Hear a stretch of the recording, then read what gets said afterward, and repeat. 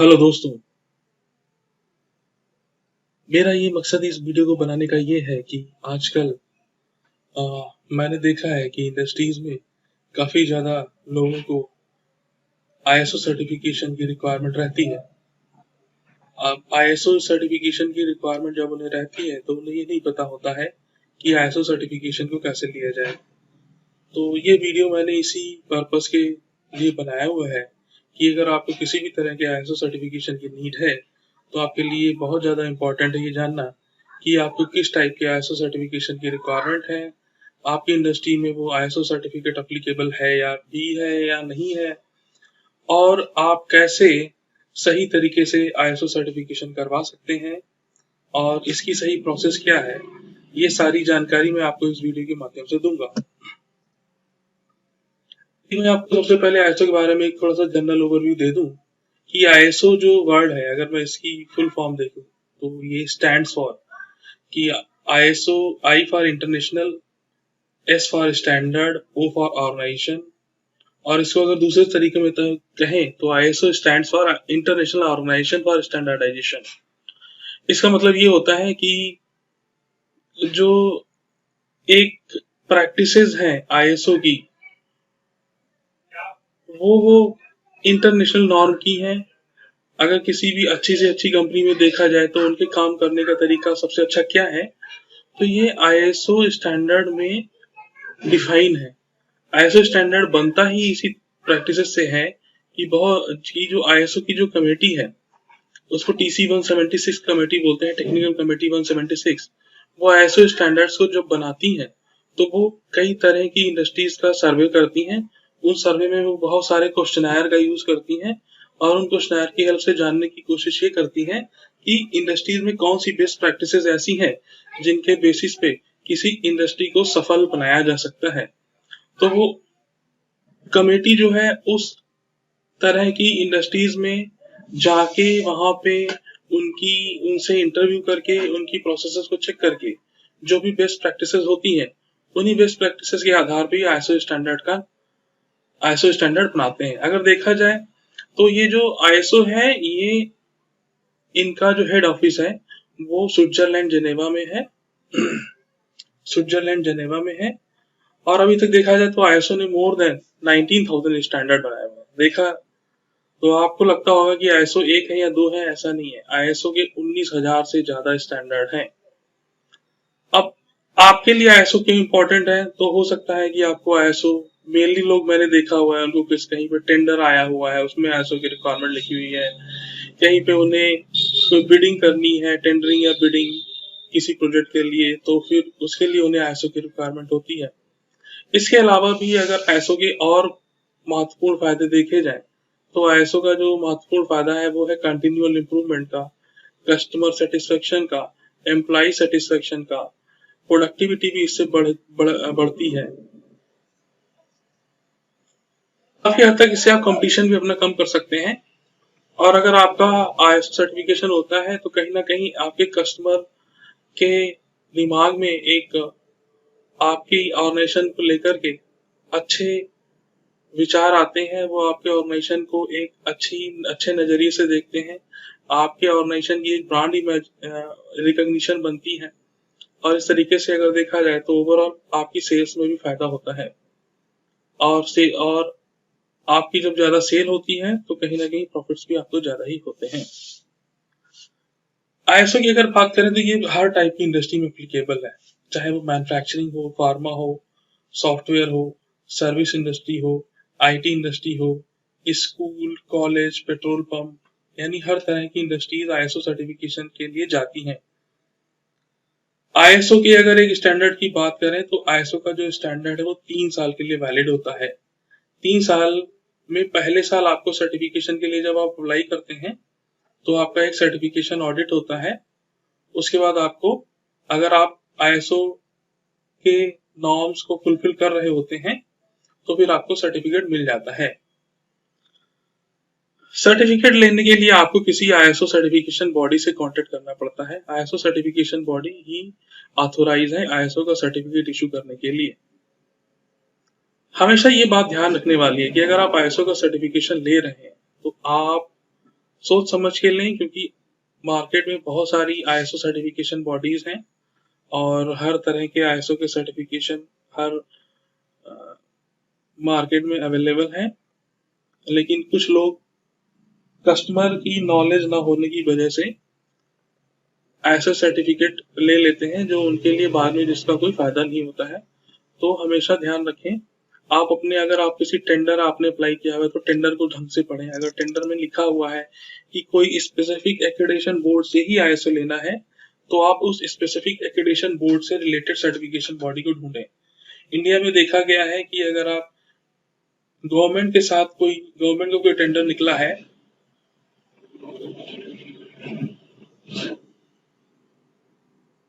तो ज्यादातर गवर्नमेंट के टेंडर में NABCB national accreditation board for certification body NABCB के एक्रेडिटेशन की रिक्वायरमेंट रहती है। और अगर आप यूके में आपका बिजनेस है तो यूके का एक एक्रेडिटेशन बोर्ड है यूकास। अगर अमेरिका में आपका सर्टिफिकेशन रिक्वायरमेंट है तो अमेरिका का एक्रेडिटेशन बोर्ड अलग है। तो यानी डिपेंड करता है कि आपको पहले ये तय करना होगा कि आप किस तरह के किस तरह का एक्रेडिटेशन चाहते हैं। तो उस एक्रेडिटेशन से रिलेटेड जो भी सर्टिफिकेशन बॉडी है आप उनसे कांटेक्ट करें और फिर आईएसओ के लिए अप्लाई करें।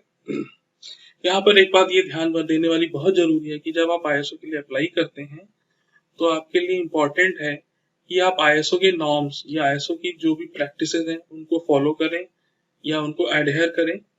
कभी भी कोई भी सर्टिफिकेट बिना आईएसओ की रिक्वायरमेंट को फॉलो किए बगैर, बिना आईएसओ कंप्लायंस की उनकी रिक्वायरमेंट को कंप्लाई किए हुए आप उस सर्टिफिकेशन को ना लें। ये एक गलत प्रैक्टिस है और आपको इससे फ्यूचर में किसी भी प्रकार का नुकसान हो सकता है। अब जैसा कि मैंने बताया कि always follow surveillance audit cycle. जैसे मैंने बताया आईएसओ जो है 3 साल के लिए वैलिड होता है। फर्स्ट ईयर आपका सर्टिफिकेशन ऑडिट होता है।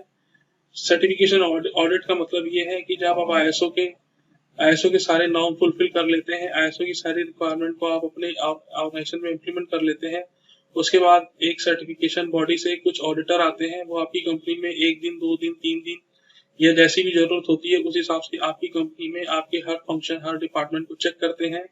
आईएसओ के हिसाब से आपने सारे नॉर्म्स फॉलो किए हुए हैं उनको चेक करते हैं और चेक करने के बाद ही वो अप्रूवल देते हैं। अगर कोई कमी होती है तो वो फिर आपको पहले बताते हैं कि आपके यहाँ इस प्रकार की कमी है। वो कमी पूरा करने के बाद ही मोस्टली सर्टिफिकेशन मिलता है। अगर माइनर कमी होती है तब भी सर्टिफिकेशन दे देते हैं, लेकिन अगर मेजर कमियां होती है तो फिर वो दोबारा ऑडिट के लिए आते हैं। पहले साल आपका सर्टिफिकेशन ऑडिट होता है, दूसरे साल सर्विलेंस ऑडिट होता है। सर्विलेंस ऑडिट अगर आपको सर्टिफिकेट मिल जाता है तो दूसरे साल 1 साल के बाद आपको सर्विलेंस ऑडिट की रिक्वायरमेंट सर्विलेंस ऑडिट होता है। सर्विलेंस ऑडिट में आपको फिर से ऑडिटर आते हैं, वो चेक करते हैं कि अभी तक लास्ट ईयर जो आपने आईएसओ सर्टिफिकेशन की रिक्वायरमेंट फुलफिल की थी क्या वो आप अभी भी उनको फॉलो कर रहे हो या नहीं कर रहे हो, और क्या आपने कोई फर्दर इंप्रूवमेंट भी किया है या नहीं किया है। मेनली फोकस जो है इंप्रूवमेंट पे होता है। तो सर्विलेंस ऑडिट को भी हमेशा प्रोसेस को फॉलो करें, इसको कभी भी अवॉइड ना करें। मैंने देखा है कई बार company ISO certificate first year तो ले लेती है, लेकिन सेकेंड और थर्ड ईयर वो सर्विलेंस ऑडिट नहीं कराती है। ये एक गलत प्रैक्टिस है। अच्छा, देखा जाए अगर आईएसओ की तो बहुत सारे आईएसओ हैं। अभी 19,000 से ज्यादा मैंने कहा आईएसओ के स्टैंडर्ड है, लेकिन जो बहुत ज्यादा पॉपुलर है वो 10-12 स्टैंडर्ड ही है जो सबसे ज्यादा पॉपुलर है और मार्केट में जिनकी सबसे ज्यादा डिमांड रहती है, इंडस्ट्रीज में जिनकी सबसे ज्यादा डिमांड रहती है। तो यहाँ पर मैंने लिस्ट डाउन किए हुए हैं ISO 9001 quality management system, ISO 14001 environment management system, ISO 45001 और national health and safety management system. अगर देखा जाए तो ये तीनों टाइप के स्टैंडर्ड जो है ये सारी हर टाइप की इंडस्ट्री के लिए एप्लीकेबल है, चाहे वो मैन्युफैक्चरिंग हो, फार्मा हो, आईटी हो या सर्विस इंडस्ट्री हो।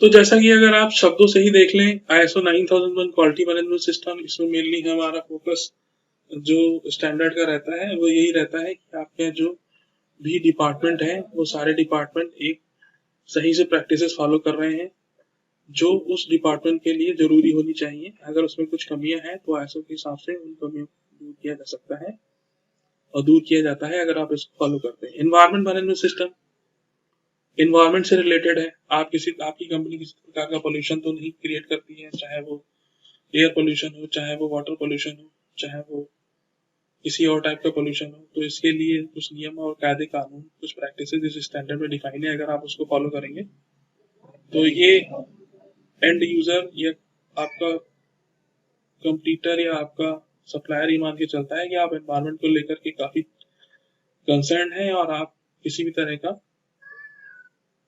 पोल्यूशन या इस तरह का किसी भी तरह की आपकी इंडस्ट्री पोल्यूशन नहीं फैलाती।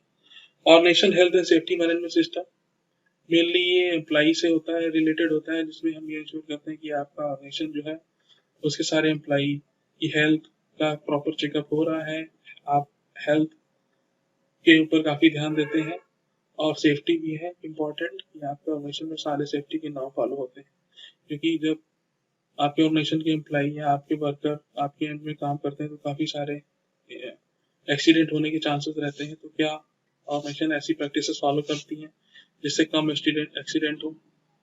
तो इस तरह की प्रैक्टिसेस जो है स्टैंडर्ड में है। ISO 20001 ये सर्विस मैनेजमेंट का स्टैंडर्ड है। जैसे कि आप देखते हैं बीपीओ हो गया, बीपीओ मेनली, और आईटी सर्विसेज हो गई, तो यहाँ पे ये स्टैंडर्ड फॉलो होता है। ISO 22000 फूड सेफ्टी से रिलेटेड है। ISO 22301 बिजनेस कंटिन्यूटी मैनेजमेंट, मतलब ये है कि ये स्टैंडर्ड ये बात करता है कि अगर आपका कोई भी बिजनेस है तो अगर किसी भी तरह का कोई भी ऐसा इशू आता है जिससे आपके बिजनेस पे इम्पैक्ट पड़ जाता है, जैसे आजकल देखा जाए तो आजकल एक इम्पैक्ट सबसे ज्यादा यहाँ इंडस्ट्री में चल रहा है वो कोरोना का है। किसी भी तरह की बाढ़ आ सकती है, किसी भी तरह का तूफान आ सकता है, आपकी फैक्ट्री में किसी फैक्ट्री में आग लग सकती है, बहुत सारे किसी भी प्रकार की डिजीज हो सकती है। तो अगर ये सारी चीजें होती हैं उसके बाद भी बिजनेस कंटिन्यू रहे, इसके लिए क्या प्रैक्टिसेस हैं, इस तरह की बात करता है ये ISO 22301। ISO 27001 information security management system, ये स्टैंडर्ड बात करता है इंफॉर्मेशन सिक्योरिटी की।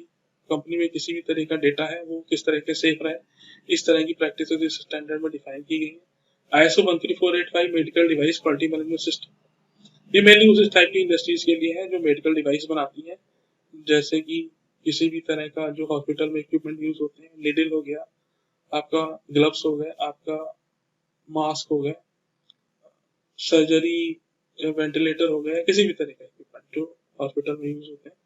ISO 37000 में ब्राइबरी मैनेजमेंट सिस्टम, मतलब किसी भी तरह की ब्राइबरी आपके ऑर्गेनाइजेशन में ना ली जाए, इसके लिए क्या प्रैक्टिसेस हो सकती है। ISO 41000 में फैसिलिटी मैनेजमेंट सिस्टम, मतलब आपके ऑर्गेनाइजेशन में आपके ऑर्गेनाइजेशन के इंफ्रा को मेंटेन करने के लिए फैसिलिटी और आपके और एम्प्लॉइज को प्रॉपर फैसिलिटीज मिलती रहे हर तरह की, तो इसके लिए क्या रिक्वायरमेंट होनी चाहिए वो ये स्टैंडर्ड बताता है। और ISO 50001 energy management system, energy का मतलब यही है, सबसे सीधी सी बात है कि किसी भी तरह की एनर्जी का वेस्ट ना हो, चाहे वो पावर से रिलेटेड एनर्जी हो, मेनली पावर से रिलेटेड एनर्जी की बात करते हैं यहाँ पर हम, और किस तरह से हम एनर्जी को सेव कर सकते हैं, ये स्टैंडर्ड उन सारी चीजों की बात करता है। अच्छा, अब ISO सर्टिफिकेशन देखिए, ISO के जितने भी सर्टिफिकेट है उनको लेने की प्रोसेस एक ही होती है, इसलिए मैं यहाँ पे जो प्रोसेस बता रहा हूँ वो सारे हर टाइप के ISO सर्टिफिकेशन के लिए एप्लीकेबल है। लेकिन यहाँ पे ध्यान देने वाली बात है कि ये उन्हीं तरह के ISO सर्टिफिकेशन के लिए एप्लीकेबल है जो जो प्रोसेस की बात करते हैं, क्योंकि कुछ कई सारे ISO स्टैंडर्ड ऐसे भी हैं जो प्रोडक्ट सर्टिफिकेशन की बात करते हैं। यहाँ पे मैं प्रोसेस सर्टिफिकेशन की बात कर रहा हूँ। तो अभी जो मैंने पहले जितनी भी ISO स्टैंडर्ड की बात की है प्रोसेस सर्टिफिकेशन। अगर मैं बात करूँ ट्रेनिंग की, तो ISO अवेयरनेस की ट्रेनिंग दी जाती है, उसके बाद गैप एनालिसिस होती है। देखिए, आपको लिए ऑर्गेनाइजेशन के लिए बहुत इंपॉर्टेंट है कि अगर आप ISO के लिए जा रहे हैं तो सबसे पहले आपके हर लेवल पे, वो सीनियर मैनेजमेंट से लेकर के मिडिल मैनेजमेंट और जूनियर लेवल के एम्प्लॉय तक और वर्कर तक ये अवेयरनेस होनी चाहिए कि ISO क्या है, तो इसकी एक अवेयरनेस ट्रेनिंग होनी चाहिए। स्टार्टिंग में ट्रेनिंग हम सीनियर मैनेजमेंट को दे सकते हैं, लेकिन धीरे धीरे हम ये कोशिश करते हैं कि ये जो ट्रेनिंग है पूरे ऑर्गेनाइजेशन में हर लेवल पे दी जाए। तो सबसे पहले सीनियर मैनेजमेंट की अवेयरनेस ट्रेनिंग कराते हैं, उसके बाद गैप एनालिसिस का मकसद यही होता है कि ISO स्टैंडर्ड की जो रिक्वायरमेंट है, हो सकता है उन रिक्वायरमेंट के बेसिस को देखते हुए और आपके ऑर्गेनाइजेशन जो अभी आपका ऑर्गेनाइजेशन में अभी क्या क्या चीजें हो रही हैं। तो आईएसओ स्टैंडर्ड में हो सकता है बहुत सारी चीजें ऐसी लिखी हो जो आपका ऑर्गेनाइजेशन पहले से उन नियम या कायदे कानून को फॉलो कर रहा हो, उन रूल्स को फॉलो कर रहा हो, उन प्रैक्टिसेस को फॉलो कर रहा हो। तो उन प्रैक्टिसेस जो आप फॉलो कर रहे हैं और जो आईएसओ की रिक्वायरमेंट है उसके बीच में कहीं ना कहीं कुछ गैप होगा। तो तो सबसे पहले ये आइडेंटिफाई किया जाता है कि गैप्स क्या है। उन गैप्स को फुलफिल करने के लिए हमें प्रोसेस डिफिनीशन, एक थर्ड स्टेप है, प्रोसेस डिफाइन करनी पड़ती है। प्रोसेस डिफाइन के बाद जब डिफाइन हो जाती है तो उन प्रोसेसेस की ट्रेनिंग देनी होती है ऑर्गेनाइजेशन में हर लेवल पे। जब प्रोसेस की ट्रेनिंग हो जाती है तो फिर इजी हो जाता है उन प्रोसेसेस को इम्प्लीमेंट करना। जब प्रोसेसेस इम्प्लीमेंट होते हैं ऑर्गेनाइजेशन अक्रॉस द ऑर्गेनाइजेशन, तो हम एक साइकिल फॉलो करते हैं, उसको इंटरनल क्वालिटी ऑडिट बोलते हैं। इंटरनल क्वालिटी ऑडिट में मेनली हम ये चेक करते हैं कि आपने जो इम्प्लीमेंटेशन किया है वो प्रॉपर किया है या नहीं किया है। तो ये भी ऑर्गेनाइजेशन खुद ही करता है। प्रोडक्शन ने सारी प्रोसेसेस फॉलो कर ली हैं तो उसका ऑडिट एक क्वालिटी डिपार्टमेंट का आदमी कर सकता है, वर्कर या एम्प्लॉय कर सकता है। और क्वालिटी डिपार्टमेंट ने सारी प्रोसेसेस फॉलो कर ली हैं, उसका ऑडिट एक परचेज का बंदा कर सकता है। तो इस तरह से ऑर्गेनाइजेशन में इंटर डिपार्टमेंटल ऑडिट्स होते हैं। इंटरनल क्वालिटी ऑडिट का एक ट्रेनिंग प्रोग्राम भी कंडक्ट कराया जा सकता है जैसी नीड होती है। तो ये ट्रेनिंग प्रोग्राम भी सारे कुछ एम्प्लॉइज के लिए जो इंटरनल क्वालिटी ऑडिटर बनना चाहते हैं उनके लिए कराया जा सकता है। उसके बाद स्टेज 1 ऑडिट होता है। स्टेज 1 ऑडिट जो है ये सर्टिफिकेशन बॉडी करती है। यहाँ पर ये ध्यान देने वाली योग्य बात है कि इंटरनल क्वालिटी ऑडिट तक ऑर्गेनाइजेशन खुद काम करता है या किसी कंसल्टेंट को इन्वॉल्व करके ये काम करवा सकता है। लेकिन जब इंटरनल क्वालिटी ऑडिट हो जाता है उसके बाद आपको सर्टिफिकेशन के लिए अगर अप्लाई करना है तो आपको सर्टिफिकेशन बॉडी से बात करनी पड़ती है। सर्टिफिकेशन बॉडी के साथ बात करके आप अपने आप एक ऑडिट की डेट फिक्स करा सकते हैं। सबसे पहले सर्टिफिकेशन ऑडिट में आप जो सर्टिफिकेशन बॉडी आती है वो स्टेज 1 ऑडिट करती है। स्टेज 1 ऑडिट का मतलब ये होता है कि सबसे पहले वो आपकी कंपनी में बहुत ज्यादा इम्प्लीमेंटेशन को नहीं चेक करेगी, वो ये चेक करती है कि जो आईएसओ की स्टैंडर्ड के हिसाब से डॉक्यूमेंट बनने चाहिए और जिस तरह की ट्रेनिंग की रिक्वायरमेंट है क्या वो ट्रेनिंग हुई है, क्या वो इम्प्लीमेंटेशन हुआ है, क्या वो डॉक्यूमेंटेशन बना है, रेडी है या नहीं रेडी है। तो स्टेज 1 ऑडिट एक तरीके से डेस्कटॉप ऑडिट भी कहलाता है। अब बात करते हैं स्टेज 2 ऑडिट की। स्टेज 2 ऑडिट जो है ना स्टेज 1 ऑडिट के बाद होता है। स्टेज 1 ऑडिट के बाद अगर ऑडिटर को कुछ कमियां नजर आती हैं तो वो उन कमियों को एज ए नॉन कंप्लायंस आपके एंड पे बता देता है। उन नॉन कंप्लायंस को आपको फुलफिल करना होता है। सर्टिफिकेशन बॉडी को उसके एविडेंस भेजने पड़ते हैं। उसके बाद सर्टिफिकेशन बॉडी डिसाइड करती है स्टेज 2 की ऑडिट। स्टेज 2 ऑडिट में फिर ऑडिटर आते हैं, फिर आपके एंड पे ऑडिट करते हैं। यहाँ पे ध्यान देने वाली बात है कि स्टेज 1 ऑडिट और स्टेज 2 ऑडिट डिपेंड करता है कि ऑर्गेनाइजेशन का टाइप साइज कितना बड़ा है। उस हिसाब से स्टेज 1 और स्टेज 2 ऑडिट के मैंडेट डिसाइड होते हैं। ऑडिट एक दिन भी हो सकता है, 4 दिन भी हो सकता है, 10 दिन भी हो सकता है। ये डिपेंड करता है आपके ऑर्गेनाइजेशन का साइज कितना है, मतलब ऑर्गेनाइजेशन कितना बड़ा है और ऑर्गेनाइजेशन की प्रोसेसेस कितनी कॉम्प्लेक्स है और एज वेल ऑर्गेनाइजेशन की और ब्रांचेस कितनी है।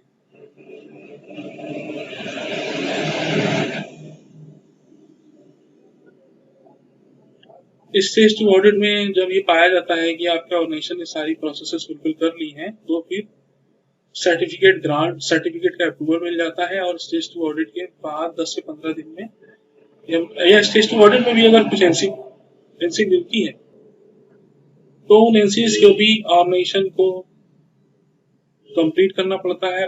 अगर वो मेजर एनसी होती है तो सर्टिफिकेशन बॉडी दोबारा ऑडिट कर सकती है। अगर वो माइनर एनसी होती है तो सर्टिफिकेशन बॉडी को सिर्फ उस नॉन कंप्लायंस को के ऊपर करेक्टिव एक्शन लेके उनका एविडेंस सर्टिफिकेशन बॉडी को भेजना पड़ता है। तो जैसे ही प्रोसेस कंप्लीट होती है आपको सर्टिफिकेशन का अप्रूवल मिल जाता है और 15 से 20 दिनों के बाद आपको 10 से 15 दिनों के अंदर आपको सर्टिफिकेट मिल जाता है। यहाँ पे जैसे मैंने पहले बताया कि सर्टिफिकेशन 3 साल के लिए वैलिड होता है। तो फिर आपका नेक्स्ट ईयर सर्विलेंस ऑडिट होता है, उसके नेक्स्ट ईयर फिर सर्विलेंस ऑडिट होता है। मतलब first year certification audit, second year first surveillance, third year second surveillance और 4th ईयर से आपको फिर से रीसर्टिफिकेशन ऑडिट कराना पड़ता है। तो ये आईएसओ सर्टिफिकेशन की फुल प्रोसेस है सर्टिफिकेशन की। प्राइस की बात करें तो प्राइसेस अगेन बहुत ज़्यादा वैरी करते हैं इसमें, क्योंकि प्राइसेस को आप कैलकुलेट नहीं कर सकते इतनी जल्दी अनटिल एंड अनलेस जो सर्टिफिकेशन बॉडी है उनको ये नहीं पता है कि आपकी इंडस्ट्री क्या करती है, कितने एम्प्लॉय काम करते हैं। किसी इंडस्ट्री में 10 एम्प्लॉय काम करते हैं, किसी में 10,000 काम करते हैं। तो आप समझ सकते हैं कि कॉस्ट वैरी करेगी ही करेगी, क्योंकि जितने ज़्यादा एम्प्लॉयज होते हैं उतना ज़्यादा एफर्ट कंसल्टेंट का भी बढ़ता है, उतना ज़्यादा एफर्ट सर्टिफिकेशन बॉडी का भी बढ़ता है। इतनी ज़्यादा यूनिट है, जितनी अगर आपको हर अपनी यूनिट का ऑडिट करवाना है या आपको हर यूनिट के लिए सर्टिफिकेशन लेना है, तो उस हिसाब से मैंडेट डिसाइड होते हैं, उस हिसाब से एफर्ट बढ़ जाते हैं। गैप एनालिसिस की बात करें तो उस पर भी डिपेंड करता है कई बार। गैप एनालिसिस का मतलब यही हो गया कि आपके ऑर्गेनाइजेशन में अगर बिल्कुल कोई भी प्रोसेसेस फॉलो नहीं हो रही थी तो फिर ज्यादा एफर्ट लगते हैं, तो कॉस्ट ज्यादा लगती है। और अगर ऑर्गेनाइजेशन आपका पहले से मैच्योर है और काफी पुराना ऑर्गेनाइजेशन है तो भी कम मैंडे लगाने पड़ते हैं काम करने में, और इस हिसाब से आपकी कॉस्ट कम हो सकती है। और आपकी कंपनी बहुत पुरानी है, फाइल बहुत पुराने, काफी समय से लोग इसमें काम कर रहे हैं, तो कहीं ना कहीं वो सिस्टम आपके ऑर्गेनाइजेशन में बहुत अच्छे से पहले से ही बना चुके होते हैं। इसलिए कई बार कम टाइम लगता है ऑडिट करने में भी, कई बार कम टाइम लगता है कंसल्टेंसी में भी, तो आपकी कॉस्ट कम हो सकती है। इसके लिए आपको किसी प्रोफेशनल से बात करनी पड़ेगी और वो प्रोफेशनल ही आपकी इसमें मदद कर सकते हैं। यहाँ पे आप मेरा प्रोफाइल दे सकते हैं। मेरा 18 साल का एक्सपीरियंस है। ISO 9001, 14001, 45001, 20000-1, 27001 का मैं लीड ऑडिटर और कंसल्टेंट भी हूँ। इसके अलावा मैं CMI एजाइल और सिक्स सिग्मा का भी कंसल्टेंट हूँ। मेरा फोन नंबर, मेरा ईमेल आईडी और स्काइप आईडी आपको दिया गया है। आप कभी भी मेरे फोन नंबर पे कॉल या व्हाट्सएप करके मेरे से कोई भी जानकारी हो वो पूछ सकते हैं। किसी भी प्रकार के और सवाल